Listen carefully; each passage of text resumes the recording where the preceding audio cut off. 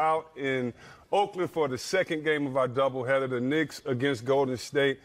3D, this is the first time in the Steve Kerr era that the Warriors have lost 3 games in a row with Curry.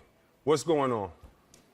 Bottom line is, guys, they're going for their 5th finals in a row. Talking to Steph off camera, he says, I appreciate a guy like LeBron James has done it 8 times. So now we're taking a new group of characters. First time around, we had Harrison Barnes and the Brazilian Blur and Barbosa and guys like that. Then the second time around, you have David West and Zaza Pachulia and Nick Young.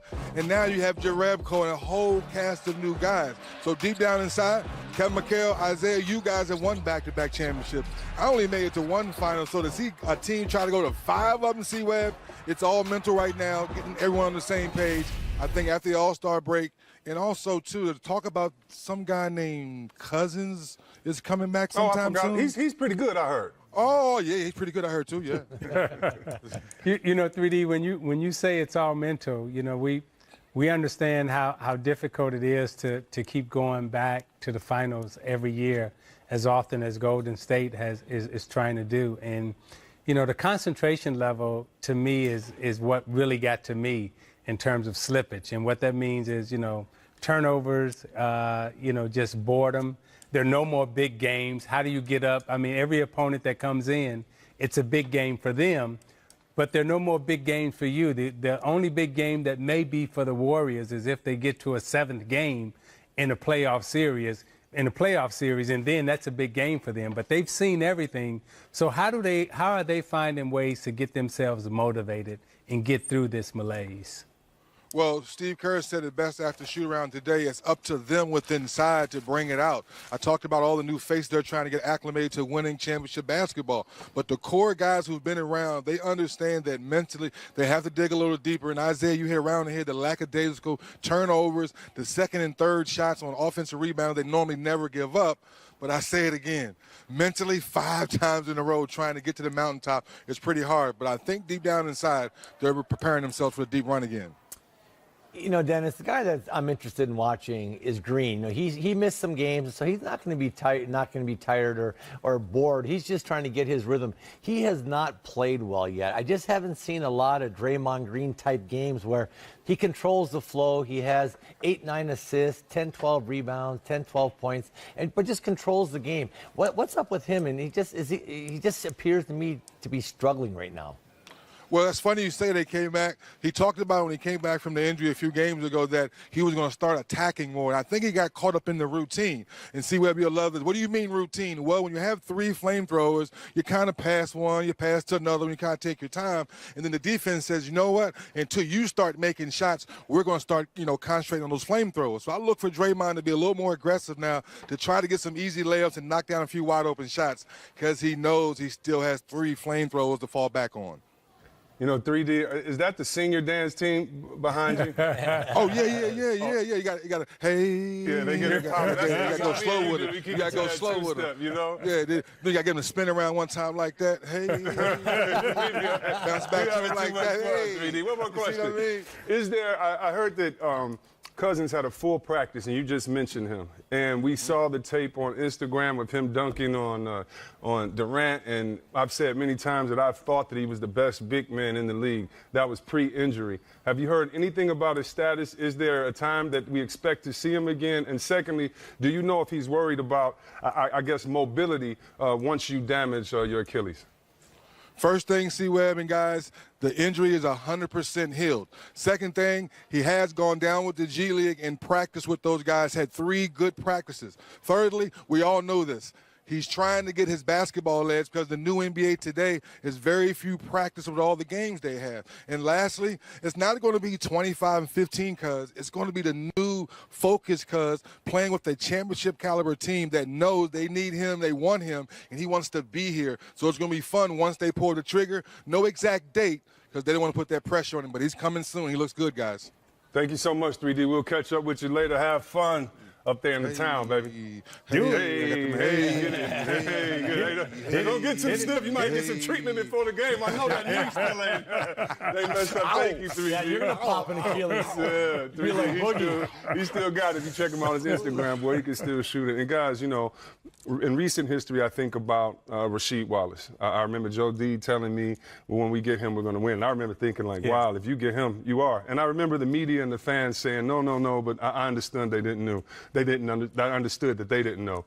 Would I be fair to say that it happened with you guys, that special spark was McGuire? And if so, yes. I'd love to hear from you, Kevin, about that. But being the Warriors, you need this. You talk about the Malays. You had already won championships. Can you talk about any time a new piece came, whether it was to help you get your championship or to take you over the hump? What was it like for that team? That new piece for us and that new piece for the Warriors that they depended on will give them that little extra energy, that little extra hunger, keyword hunger, that they don't have anymore. Win one for this guy too. Yeah, they don't have you know in February, you know, in January, you don't have that extra energy to dive on that loose ball to win this game, you know, and yeah. I mean, you just don't have it. Right. You are dependent on the new guys to come in and give you that extra. Now, if the new guy can come in and then give you 12 points, you don't need 20. Right. We just need 12 to get over the hump, because right now when we lose by 4. We in close games, right. You know. But if we had another 8 points, right? Okay, this is a blowout. Yeah. We good. Yeah. And that's what Cousins will give them. He'll give them blowout material. You know, we had won the championship in '84, lost in '85 to the Lakers. In '86, we got Bill Walton. Summer of '85, we got Bill. Bill came there, and we had all played a lot together. We had a style. We moved, cut, did a lot of stuff. Yeah. Bill loved it. Bill, like, you know, Bill stuttered back then. Bill, like, oh, I love playing with you guys. Yeah. Everybody just moves around, you know. Yeah. And so it was fun because, you know, you passed, you cut, you moved, and that's how we played. And he reinforced it every night. Like, you know, every night he would just go like, I love playing basketball with you guys, Right, you know. right. And it made it fun. We all kind of laughed. We were taking it for granted, you know, because you just play a style. But he had come from a team that didn't move the ball a lot. Yeah. And the Clippers are not winning it all. Yeah. And so he just brought an unbelievable influx of energy to our team. Yeah. And it was just fun because, yeah, he was so unselfish. He didn't care if he scored. He just passed and just moved the ball and, you know, played defense and rebounded. But it was fun. So he did. He infused us with a bunch of enthusiasm. Mm-hmm. My last point, I talked about Green. You know, I'm seeing Green. When I coached, my biggest fear was putting 2 on Steph Curry too long, throw back to Green, and Green going downhill. Because he could just find shoot. He's not playing downhill But you at know all. why I think he's not playing downhill? And a GM said this to me the other day, and because I was saying Draymond is and he said to me, where has he gotten better? I would ask both of you that. Yeah. Yeah. And what I mean by that is now, if he's at the top of the key, instead of me being out there and denying you, now what I do is I drop back 15 feet like playing Ben Wallace, and you can't go downhill. I'm downhill waiting for you. And Yeah. a GM said it to me, and I was I was stunned because, you know, I didn't know where. And I know he has more heart and passion than anyone else, but that's why I want to see how does he handle that. We saw the last game where, you know, 4 or 5 air balls from the three-point range, and that's because now, you know, you can't improve during the season. I always tell people, you improve in the offseason. So to try to find your shot now, that's really what I wonder. How are they going to get together? How are they going to play that? I know he's going to try to get other guys involved, but now I'm just hugging up on him. I'm not going for the dribble handoff. I'm staying on my man, and if you lay it up, good job, and if you don't, you know, we're going down. So Yeah, that's interesting because, you know, you used to be able to, like I said, your biggest fear, he'd set that big, that top of the key 3-point line pick, middle screen and roll for Steph. And, you know, everybody, all the bigs would make that run at Steph, and all of a sudden 2 would be on Steph for a second. That little pocket pass to Draymond, and Draymond straight down the gut. He's got to drive and kick more. Now, you know, you're right, because what's happening, they're switching, and the guy's just laying off him. Yeah. But then he's got to somehow learn how to take up that slack, spin off him. post He's up got a to do little more. something. Yeah. He can Because definitely make that difference. he is at his best when he's playmaking. He's not really a scorer, never has been. When he's rebounding, pushing the ball. When he's playmaking, driving and kicking, and even getting the hockey assist, you know, the starting, just get it going. I don't see that out of him, and it just. But we know that the best way to defend a playmaker is to make him a scorer. Yeah. And right now, Draymond he's a reluctant scorer. And the thing that we love about him is that he's a playmaker. Come on, he could He's have had a giver. quadruple-double if he scored one more point. He came out the game. Unselfish. He's the reason why they win. Yeah. Let's put that there. Yeah. But Like you said, you have to make him a scorer. He's a reluctant scorer. He's not trying to get 20. Right. He's happier trying to help you get 20. Yeah. And now what the defenses are saying is, no.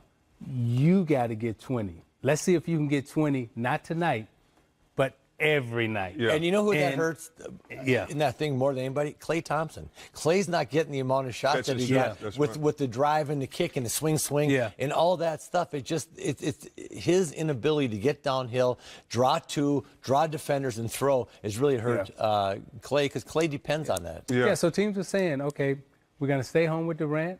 We're going to stay home with Steph. We're going to stay home with Klay.